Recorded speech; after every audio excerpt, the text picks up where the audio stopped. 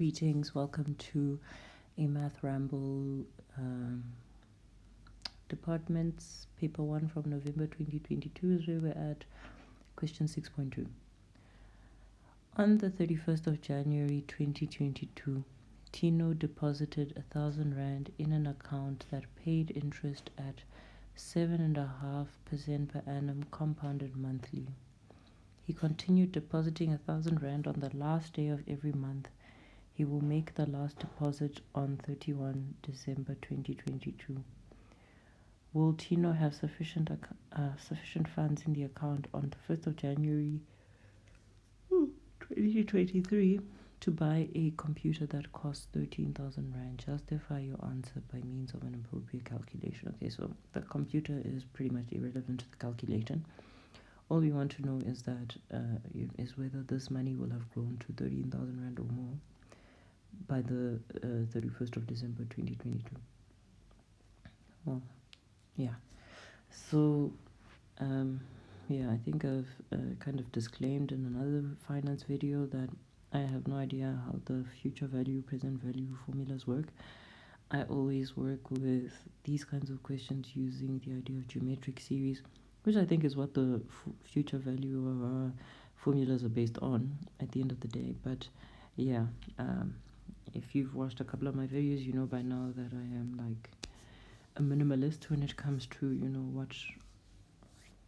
what I choose to remember. So if there's a formula that I can do without, I do without it. So yeah, if you're not in the mood for overcomplication, then check out another video. But if you are curious about using geometric series to look at a question like this, then hang around, let's do it. Cool. So on our timeline, okay, 31 Jan 2022 is our T0. This is where we put in our first 1,000 Rand. And then we go T1, which is the next month. T2, would be the 31st of March, etc., etc. And then what would this be actually? This would be T11 technically, right? Yeah, because T1 is the second month, T2 is the third month of the year. So the 12th month of the year would be T11, technically, according to this timeline, the way we've set it up. And so,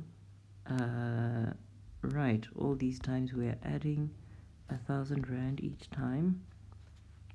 Okay, and then, right, on December,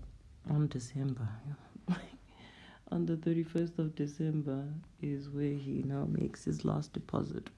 And we want to see what is the value of the investment after that, on the next day. So the compounding happens on the last day of every month. I'm going to assume that it happens. Does it happen before or after the deposit? These are the questions. So, for instance, when he deposits here on the 31st of January, does it earn the 7.5% interest?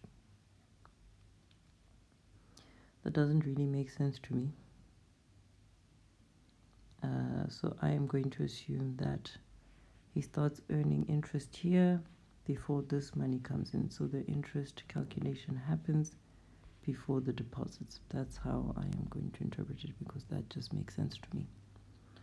So this December money is not going to earn interest, basically. Because the interest calculation will happen a split second before the deposit, and then maybe not a split second, but you know what I mean. Anyway, okay, cool. So right, So with all of my assumptions laid bare, there are 12 deposits here, right, for each month of the year. The last one, the one in December, is not going to grow. It'll just be 1,000 rand. The one from November will grow for 1 month, so it will grow to 1 plus 0.75 over 12, right? It just grows for 1 month. The one from October will grow for 2 months, right? And so it will go until we look at the one from January, which will grow for 11 months, right? So the sum of these deposits and the interest that they earn is going to give us the value of the investment on the 1st of January 2023. So I hope it's clear to see that this is a geometric series, right? Starting with 1,000 rand as our A. You could also have started from January and added February and March and so on. It would still give you the same answer if you looked at the geometric series that way instead.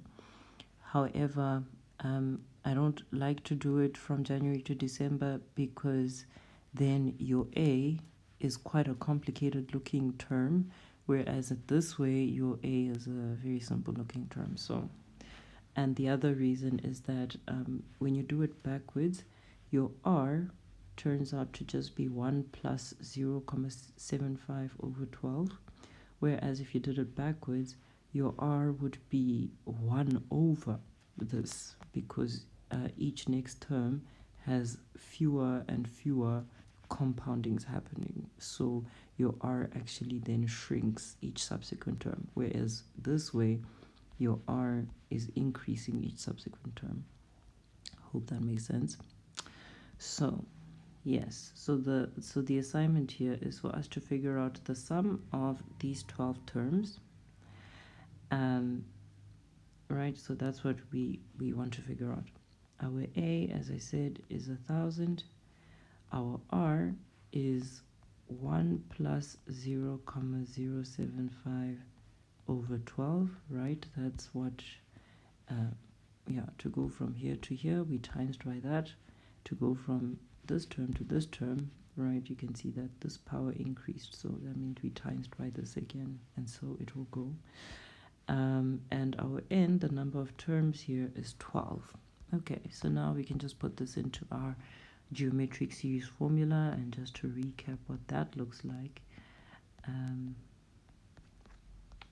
All right, you also get it on your formula sheet. So S12 will be 1,000 times 1 plus 0.75 over 12 to the power of 12 minus 1 divided by 1 plus 0.075 over 12 minus 1. So these two will cancel. Right, so we'll just be left with 0.075 over 12 at the bottom. Not that that really matters, because the calculator can handle the heat that is coming to it.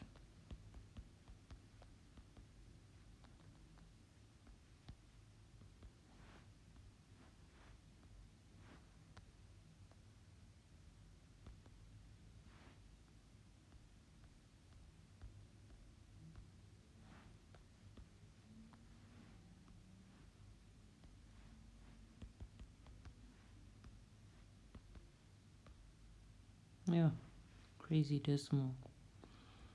So this gives us 12,421,22. So that'll be the value of all the deposits on the 1st of January, which is smaller than 13,000 Rand, which means Tino won't afford that PC, sadly. But if there's one more little deposit, he'll be fine. Or if he keeps the investment there for another month, it'll get him there. I don't think so. but maybe, who knows, that's worth a calculation by someone who's feeling excited by life. I think it's just a matter of changing this 1,000 to 1 plus 0.075 divided by 12. So that just means the December money will have gotten a month to compound interest, and let's see what we get. No, we still don't get to 13,000. We get to 12 and a half. So yeah, Tino, just ask someone for that extra 1,000K, or well, in this case, just ask for an extra 500 and something rand, and you will get your PC.